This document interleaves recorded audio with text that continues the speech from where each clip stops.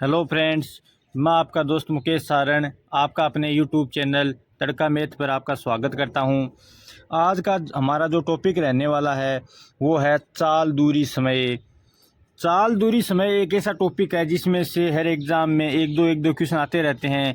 तो आज हम इसी को पढ़ने वाले हैं। इस वीडियो में हम चाल दूरी समय को एकदम बेसिक से एकदम जीरो लेवल से पढ़ने वाले हैं। तो आप ध्यान से वीडियो को देखते रहें। चलो क्लास को शुरू करते हैं। देखो, सबसे पहले क्या है चाल दूरी समय। तो टॉपिक शुरू करने से पहले हमें इसका बेसिक नॉलेज होना चाहिए कि चाल दूरी समय आखिर होता क्या है, इन तीनों में आपस में संबंध क्या होता है, इसके संबंध का हमें कैसे उपयोग करना है। तो हम एकदम बेसिक से एकदम जीरो लेवल से आज अपनी क्लास को शुरू करने वाले हैं। देखो, चाल दूरी समय हम सब ने यात्रा करी है। जैसे अगर मैं आपको कहूँ कि आप 200 किलोमीटर जाना है, आपको यहाँ से आपने स्टार्ट किया और आपने यात्रा करी 200 किलोमीटर को अपनी गाड़ी से 200 किलोमीटर गए। 200 किलोमीटर आपसे कोई एक शहर है दूर, आपका गांव है ए में और आपको शहर जाना है बी। 200 किलोमीटर गए। 200 किलोमीटर जाने में अगर आपको 5 घंटे लगे, कितना टाइम लगा?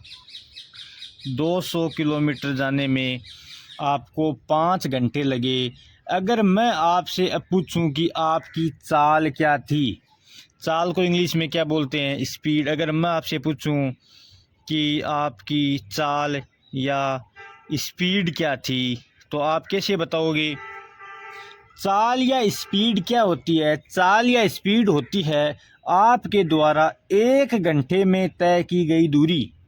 अब देखो, 200 किलोमीटर आप गए 5 घंटे में, तो आपसे मैं पूछूंगी 1 घंटे में कितने किलोमीटर गए, तो कैसे बताओगे कि 200 किलोमीटर गए? 200 किलोमीटर गए कितने घंटे में? 5 घंटे में। तो 1 घंटे में कितने गए? 40 किलोमीटर गए 1 घंटे में। 1 घंटे में तो आपकी चाल क्या आई? आपकी चाल आई 40 किलोमीटर प्रति घंटा। ये प्रति होता है, ये बट्टा होता है। इसका मतलब ये है, अगर हमें आगे कोई भी सवाल में अगर चाल दी हुई होगी 10 किलोमीटर प्रति घंटा, 20 किलोमीटर प्रति घंटा, 25 किलोमीटर प्रति घंटा, इसका मतलब है कि हमें 1 घंटे में तय की गई दूरी दी हुई है। ठीक है। अब देखो, हमने चाल निकालने के लिए क्या किया? 200 में 5 का भाग दिया। 200 थी दूरी, 5 था समय। तो हमारा चाल का जो सूत्र बना, वो क्या बना? चाल बराबर दूरी बट्टा समय। दूरी बट्टा समय। सिर्फ आपको एक यही सूत्र याद रखना है। अगर आपने इस सूत्र को याद कर लिया, इसके अलावा आपको ना कोई सूत्र याद करना, ना कोई बेसिक ट्रिक याद करनी जो अक्सर एग्ज़ाम उस बुक्स में दी हुई होती हैं, ए गुणा बी गुणा ए बट्टा 100, A square B square A B, जो भी दिया हुआ होता है, तो आपको कुछ नहीं याद करना।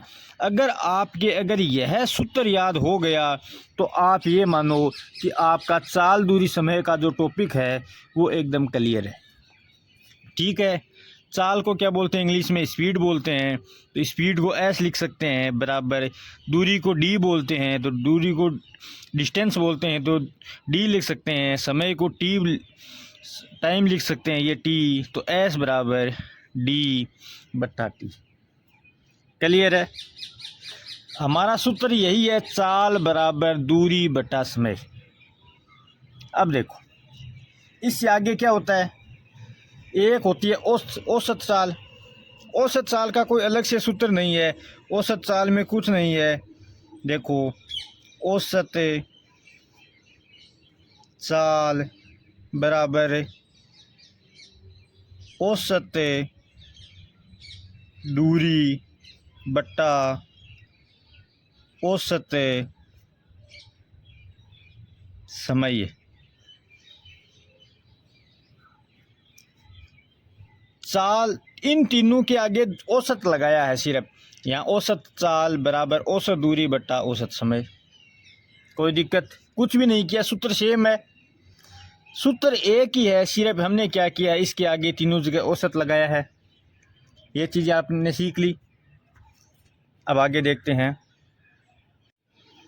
आगे देखो, सवाल में हमें चाल दो तरीके से दी जाती है। एक तो चाल दी जाती है हमें किलोमीटर प्रति घंटे के हिसाब से, मतलब 1 घंटे में कितने किलोमीटर गया। और दूसरी जो चाल हमें दी जाती है वो दी जाती है मीटर प्रति सेकंड में, मतलब 1 सेकंड में कितनी मीटर गया। ठीक है, लंबी दूरी की बात होती है तो किलोमीटर में देता है, और अगर छोटी दूरी की बात होती है तो हमें मीटर पर सेकंड में दी जाती है। अब देखो, अगर हमें किलोमीटर प्रति घंटा में दी है, उसको अगर मीटर पर सेकंड में चेंज करना है तो कैसे करेंगे, उस चाल को 5/18 से गुणा करते हैं। अगर मीटर पर सेकंड में दी है, किलोमीटर प्रति घंटा में चेंज करनी है तो कैसे करेंगे, 18/5 से गुणा करते हैं। अब यहाँ सबसे बड़ा सवाल ये बनता है कि गुणा तो करते हैं, एक बार 5/18 से करते हैं, दूसरी बार 18/5 से करते हैं, मगर अक्सर कन्फ्यूजन ये हो जाती है कि यहाँ 18/5 आएगा, कौन सा ऊपर आएगा कौन सा नीचे आएगा, इसको भूल जाते हैं। सबसे बड़ी दिक्कत यही होती है, और अगर यही दिक्कत स्टार्टिंग में हो गई तो फिर आगे का सवाल तो हमारा गलत होना ही होना है। अब देखो, इस कन्फ्यूजन को हम कैसे दूर करें। इस कन्फ्यूजन को दूर करने का सिंपल सा फंदा है। देखो, हमें चेंज किस में करना है, किलोमीटर से मीटर में चेंज करना है। आप सबको पता है कि किलोमीटर बड़ा है या मीटर बड़ा है, किलोमीटर बड़ा है, मीटर छोटा है। अब देखो, बड़ी राशि को छोटी राशि में बदल रहे हैं तो मान भी छोटा आएगा, अगर छोटी को बड़ी में बदलेंगे तो मान भी बड़ा आएगा। जिसमें बदलते हैं वही मान आता है।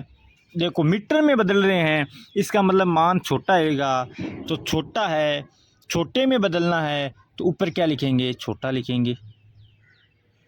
यहाँ बड़े में बदलना है तो ऊपर क्या लिखेंगे, बड़ा लिखेंगे। आ गया समझ में। अगर छोटी राशि में अगर मीटर में बदलना है, मीटर पर सेकंड में बदलना है तो ऊपर 5 लिखेंगे तो नीचे 18 आ जाएगा। अगर बड़ी में बदलना है तो ऊपर बड़ा लिखेंगे, मतलब 18 लिखेंगे तो ऑटोमेटिक नीचे क्या जाएगा, 5 आ जाएगा। याद करने का तरीका समझ में आ गया। बड़ी में बदलते हैं तो ऊपर बड़ा, अगर छोटी में बदलते हैं तो ऊपर छोटा। ये सेकंड चीज़ है जो आपको याद रखनी है। इसमें याद रखने का कुछ नहीं है, अगर छोटी में है तो ऊपर छोटा और बड़ी में है तो ऊपर बड़ा, उससे गुणा करते हैं। ठीक है। अब देखो, जैसे हमें एग्ज़ाम में दी जाती है, जो क्या करना होता है, जैसे किलोमीटर पर आवर को मीटर पर सेकंड में क्या करना होता है, चेंज करना होता है। जैसे हमें दी गई 18 किलोमीटर पर सेकंड, 18 को कैसे चेंज करेंगे, किस में बदलना है, हमें मीटर में बदलना है। इसका मतलब ऊपर क्या आएगा, बड़ा, नीचे क्या आएगा, छोटा। 18 से 18 कट गया, कितना बच गया, 5। देखो, अगर 36 है, 36 को बदलना है हमें मीटर में, तो 36 गुणा कितने से करेंगे, 18 ऊपर आएगा या 15, 5 ऊपर आएगा। बदलना किस में है, मीटर में, मतलब छोटे में बदलना है तो ऊपर क्या आएगा, छोटा, तो नीचे आएगा बड़ा। बड़ा कितना है, 18। 18 को 36 से काटा 2, 2 गुणा 5 कितना आ गया, 10। मतलब जो 18 किलोमीटर में होता है वो मीटर में 5 होता है, 18, और जो 36 होता है वो 10 होता है। इनको हमें सीधा याद रखना है। कैसे याद रखेंगे, देखो, ये फाड़ा चल रहा है, 18, 18 दूनी 36, 18 × 54, 54 है। 54 को बदलेंगे तो कैसे बदलेंगे, 54 गुणा ये 5/18, 18 × 54 कितना आ गया, 15। तो 18, 18 दूनी 36, 18 × 54, 18 चौक कितना होता है, 72, 18 पंजियो 90। इधर भी फाड़ा चल रहा है 5 का, बड़े में बड़े का फाड़ा, छोटे में छोटे का फाड़ा। कोई दिक्कत, कुछ अलग नया नहीं है इसमें। बड़े में बड़े का फाड़ा 18, 18 दूनी 36, 18 × 54, 18 चौक 72, 18 पंजियो 90। छोटे में 5, 5 दूनी 10, 5 3 15, 5 चौक 20, 5 चम 25। एग्ज़ाम में हमें सीधा दिया हुआ होगा एक चाल 54 किलोमीटर पर घंटा है, मीटर में कितनी है, तो हमें पता है कि कितनी बार फाड़ा, 18, 18 दूनी 37, 18 54, तो सीधा बिना पेन चलाए हम करेंगे एग्ज़ाम में। 18 का फाड़ा 3 बार है तो मीटर में 5 का फाड़ा 3 बार 15 आता है, तो 54 को कितना बदल देंगे, सीधा बदल देंगे 15। ठीक है, सिर्फ यही चीज़ 3 चीज़ आपको याद रखनी है। 3 चीज़ हमने क्या क्या याद करी थी अभी तक? हमने 3 चीज़ याद करी थी। एक तो किया था कि चाल, चाल क्या होता है? चाल होता है दूरी बट्टा समय, ये एक चीज़।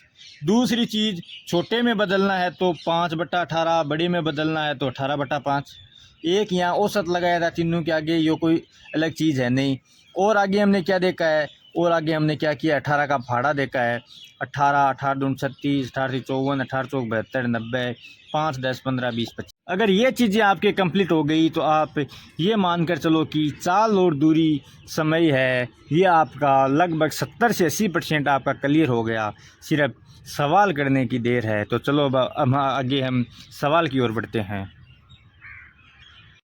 हमारा पहला सवाल है, एक लड़का 20 किलोमीटर प्रति घंटे की चाल से स्कूल जाता है तथा 30 किलोमीटर प्रति घंटे की चाल से वापस आता है, तो औसत चाल ज्ञात करो।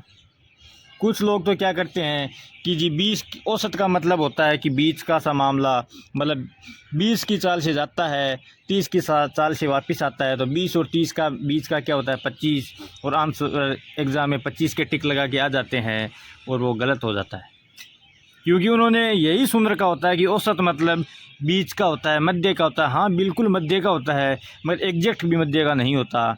औसत भी हमें सवाल में दे रखा है कि लड़का ए बिंदु से बी बिंदु जाता है, मतलब ए उसका घर है, बी उसका विद्यालय है, 20 की स्पीड से जाता है, 30 की स्पीड से वापस आता है। तो हमने औसत चाल का सूत्र क्या पढ़ा था? हमने औसत चाल का सूत्र पढ़ा था, औसत चाल बराबर औसत दूरी बटा समय, औसत दूरी बटा औसत समय, यही हमने सूत्र पढ़ा था। अब देखो, इसमें हमें ना तो दूरी का पता ना समय का पता, हमें सिर्फ किस चीज़ का पता है? हमें इस सवाल में सिर्फ चाल का पता है, और यहाँ तो दूरी चाहिए, समय चाहिए। दिक्कत हो गई। अब दूरी और समय कैसे लाएंगे? देखो, हमें क्या दिया हुआ है? 20 की स्पीड से जाता है, 30 की स्पीड से वापस आता है, तो हमें दूरी मानने के लिए दूरी को हम मानेंगे, तो दूरी को हम कैसे मानेंगे? दूरी को मानेंगे, माना दूरी कैसे मानेंगे? 20 और 30 का एलसीएम, 20 और 30 का एलसीएम, 20 और 30 का एलसीएम कितना आएगा? 60। ठीक है, 20 और 30 का एलसीएम कितना आया? 60। सॉरी, यहाँ औसत नहीं होता, औसत इस यहाँ होता है कुल दूरी बट्टा कुल समय। ठीक है, अब देखो, कुल दूरी वह लड़का कितना चला? एक बार गया, एक बार वापस आया, मतलब 60 किलोमीटर गया, 60 किलोमीटर वापस आया। तो देखो, 60 किलोमीटर गया और 60 किलोमीटर वापस आया, कुल दूरी कितनी हो गई? 60 गया, 60 वापस आया। अब कुल समय, जाने में 60 किलोमीटर में कितना समय लगा उसको? 20 की स्पीड से जाता है, तो उसको 60 किलोमीटर जाना था, 20 की स्पीड से गया, प्लस ये 60 किलोमीटर उसने 30 की स्पीड से तय करे। ठीक है, अब देखो दूरी कितनी हो गई टोटल? 120 हो गई। ये कितना आया? 3। ये कितना आया? 2। मतलब जाते टाइम उसको 3 घंटे लगे, आते टाइम उसको 5 घंटे लगे, 2 घंटे लगे, तो टोटल कितना घंटा लगा उसको? 5। तो 120 में 5 का भाग दिया तो आंसर आया 24 किलोमीटर प्रति घंटा। कैसे किया? हमारा सूत्र होता है औसत चाल बराबर कुल दूरी बटा कुल समय। दूरी हमें पता नहीं तो दूरी हम मानते हैं। दूरी कैसे मानेंगे? जो चाल दी हुई होगी 20 और 30 का एलसीएम लेंगे, 20 और 30 का एलसीएम आएगा 60। अब देखो कुल दूरी एक बार गया है एक बार वापस आया है, तो कुल दूरी 60 और प्लस 60 लिख दी। 60 और 60 कितना 120 हो गया। अब हमें कुल समय ये देखना है, जाते टाइम उसको कितना समय लगा। 1 घंटे में 20 किलोमीटर का जाता है, 40 किलोमीटर 2 घंटे में, 60 किलोमीटर 3 घंटे में, मतलब जाते टाइम उसको 3 घंटे लगे। डायरेक्ट भी लिख सकते हैं 60/20 प्लस आते टाइम 1 घंटे में 30 किलोमीटर आता है और आना उसको 60 किलोमीटर है, तो 2 घंटे आते टाइम लगेंगे। तो 3 घंटे जाते टाइम 2 घंटे आते टाइम उसको समय लग गया टोटल 5 घंटे। तो 120 किलोमीटर में उसे 5 घंटे लगे, तो उसकी औसत चाल कितनी हो गई? उसकी औसत चाल हो गई 24 किलोमीटर प्रति घंटा। ठीक है, यही फॉर्मेट दूरी मानना सूत्र, इसी फॉर्मेट के आधार पर हम आगे के सवाल करेंगे। इस सवाल को ध्यान से समझ लो। इस सवाल को ध्यान से समझने के बाद आगे आप किसी भी सवाल में किसी भी प्रकार की कोई भी परेशानी नहीं होगी।